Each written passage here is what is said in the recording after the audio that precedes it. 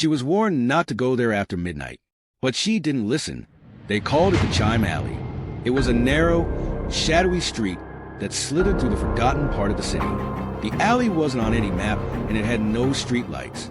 Those who lived nearby said they'd sometimes hear faint chimes echoing late at night, metallic and haunting, as if someone were running their fingers across hundreds of old wind chimes hidden in the dark.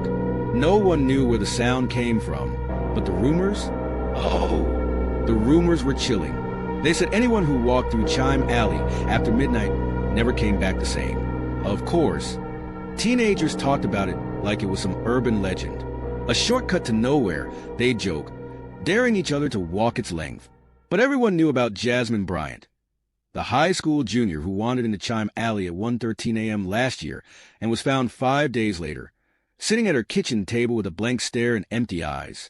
Her family said she hadn't spoken a word since. Enter Layla. Layla was the kind of girl who thrived on daring people to underestimate her.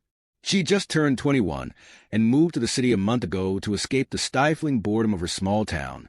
She wasn't the superstitious type, but when her new co-workers warned her about Chime Alley, she found herself both amused and intrigued.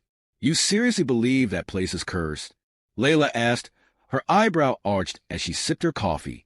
Her co-worker, Tamika, leaned in closer, her voice dropping to a whisper. "Girl, I'm not playing. Don't even joke about it. The alley's cursed for real. My cousin saw something in there once. He still won't talk about it.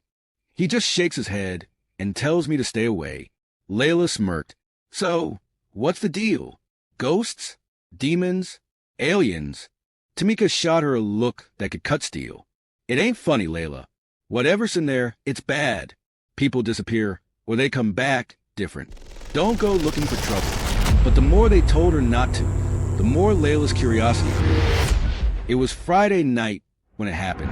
Layla had been out late at a party, her mind still buzzing with adrenaline and too many tequila shots. She'd gotten into an argument with her roommate earlier that week, and now she didn't want to go home. Instead, she found herself wandering the streets, her phone dead and the city's familiar hum fading into silence. That's when she saw it, the entrance to Chime Alley. Layla stopped in her tracks. It wasn't like she had planned to find it, but there it was. The alley was narrower than she'd expected, flanked by crumbling brick walls and shrouded in a darkness so thick it looked alive. The faint sound of chimes echoed from deep within, the metallic notes whispering an unspoken dare. She should have turned around. She should have gone home. Instead, Layla stepped forward. The first thing she noticed was the air. It wasn't just cold, it was heavy, like it was pressing against her skin. The chimes grew louder with every step she took, their eerie song weaving through the shadows. Layla pulled her jacket tighter around her, glancing over her shoulder every few seconds. That's when she saw it. A shadow moved at the edge of her vision. Too tall, too thin, and moving too fast to be human. Layla froze, her breath catching in her throat.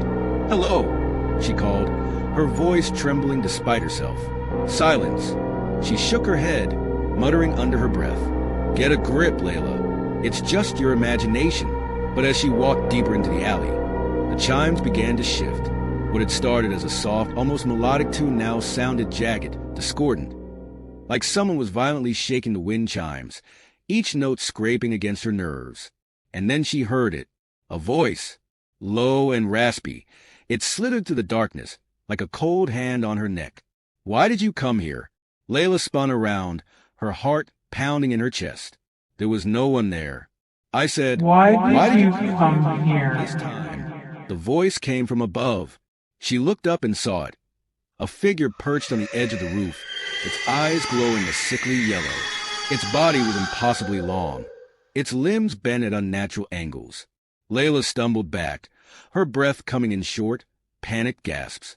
What are you?" The creature tilted its head, its movements jerky and inhuman. "You heard the warnings, didn't you?" it hissed, its voice like nails on glass. "They always hear the warnings, but they never listen." Layla turned and ran, her feet pounding against the uneven ground. The chimes screamed around her now, their sound deafening and chaotic. She didn't dare look back, but she could feel them, chasing her, their twisted laughter echoing through the alley. She burst out onto the main street, collapsing onto the pavement. The chime stopped instantly, leaving behind an eerie silence. But something was wrong. The city didn't look the same. The buildings were taller, their windows dark and empty. The streetlights flickered, casting long, distorted shadows.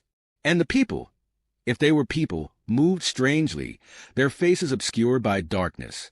Layla's chest tightened as the realization hit her. She wasn't in the city anymore. She was still in Chime Alley.